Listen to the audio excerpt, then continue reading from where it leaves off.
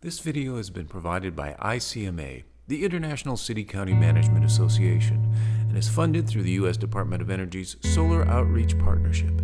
For more information, visit solaroutreach.org. Cincinnati, Ohio, home of the Reds and Bengals, may seem an unlikely place to find the largest urban solar array in the country. But in recent years, the city has become nationally recognized for sustainability, solar, and green economic development. Mark Fisher, who's with the Cincinnati Zoo, told us why many people thought solar wouldn't work in Ohio. In Ohio, you have cheap power and crappy weather. Strike one, strike two. So we're 0-2 in the hole right out the bat, and we hit a grand slam. The grand slam Mark referred to is the 1.6 megawatt solar canopy you can park beneath at the Cincinnati Zoo. Cincinnati's vision for solar started long before the installation at the zoo. In December of 2005, Mark Mallory became the mayor of Cincinnati. Mallory promised to change the tone at City Hall and revitalize the city with bold economic development initiatives. One of the top priorities was the greening of the city. Mayor Mallory hired Larry Falkin as director of the Office of Environment and Sustainability to address environmental issues. The City of Cincinnati's sustainability initiative really began in 2007 when newly elected Mayor Mark Mallory signed the Mayor's Climate Protection Agreement. That was an initiative coming out of the U.S. Conference of Mayors at the time. We launched the process of creating what is now called the Green Cincinnati Plan. At the time, we were calling it a Climate Protection Action Plan.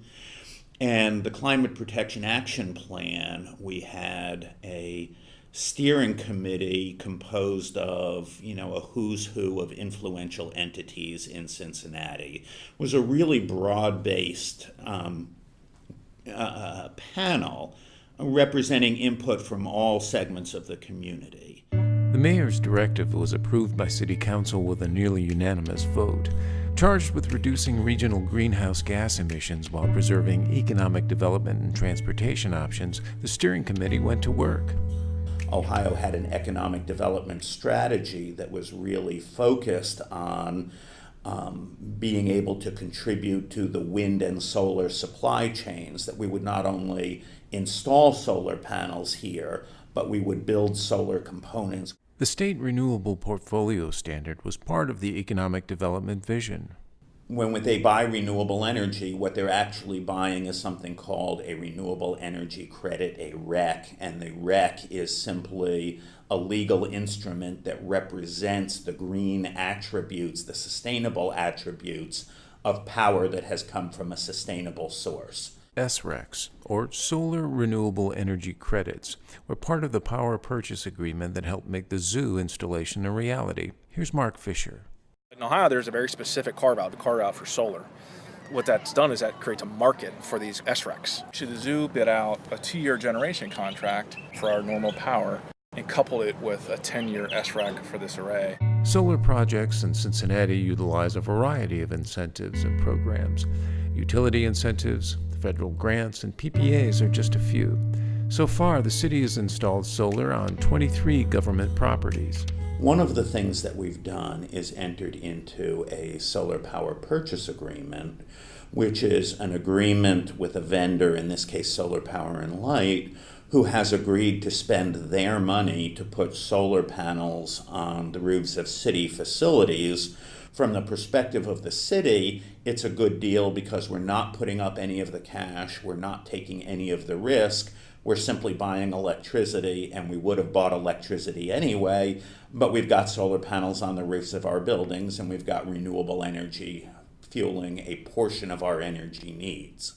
Cincinnati's solar market, fueled in part by SRECs and mandated by Ohio's Renewable Portfolio Standard, changed in June of 2014 when Ohio became the first state to freeze its RPS. Recently, the Ohio State Legislature passed a law that changes the Renewable Portfolio Standard, that reduces the obligation of utilities to buy renewable energy credits. That will reduce the value of RECs in Ohio and will make it harder to make solar deals profitable. That said, the folks in Cincinnati believe they'll be able to continue to install solar using a number of innovative programs. One of the tools that the city of Cincinnati has recently adopted is something called PACE financing.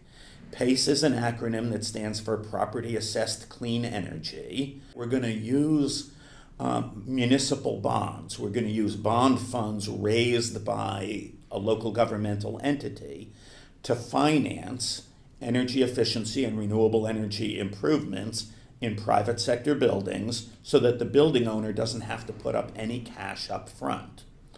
The way we pay back those public bonds and the way we make sure that this program won't cost local government anything is we put a special tax assessment on the property that we're improving.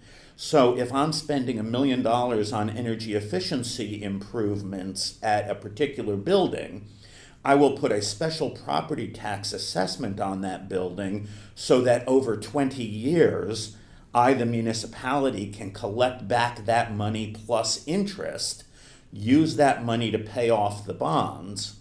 And so the building owner gets his building or her building fixed up at no upfront cost, pays for it over time at municipal bond rates, which are very advantageous interest rates. Now, PACE financing is a little bit complicated. It needs to be a partnership.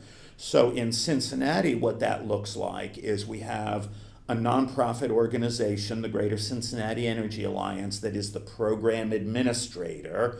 They identify good projects, do the work to make sure that the cash flows are there, that the engineering is sound. They partner with the Port of Cincinnati Development Authority. The Port Authority is the one that actually sells the bonds and administers the financing. And then city government is a partner in this operation because we're the ones that have taxing authority to be able to put the special tax assessment on the property and collect the funds that goes to the Port Authority to pay off the bonds.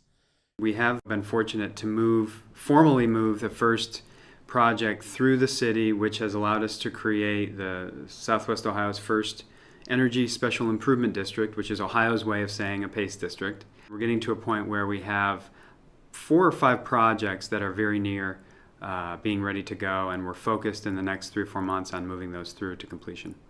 One of the first projects to take advantage of PACE financing is the city's new police station, which is slated to be a LEED Platinum net zero energy building, with solar very much a part of the design.